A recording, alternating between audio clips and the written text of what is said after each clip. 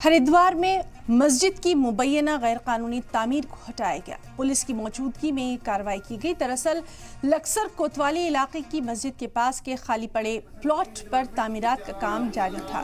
इसी की शिकायत मिलने पर इंतजामिया ने काम रोकने की बात कही।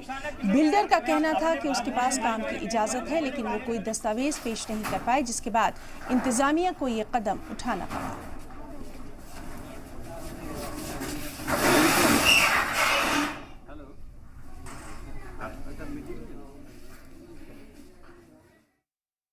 अभी हमको शिकायत मिली कि इन्होंने जो आगे इसको बढ़ा दिया है, इसमें कुछ टीन शेड वगैरह कर दिया, तो आपके सामने ये उस टीन शेड को हटा दिया है।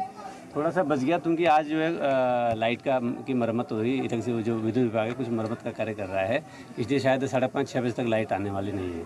तो कोई अनुमति थी नहीं है, वही इसीलिए तो नहीं है कि इनका कहना है कि अनुमति है, लेकिन ऐसी कोई अनुमति है नहीं, क्योंकि एनओसी जो है वो नगर पालिका देता है। नगर पालिका कोई एनओसी नहीं है, यहाँ पे नगर पालिका के लोग भी हैं, कोई एनओसी है नहीं।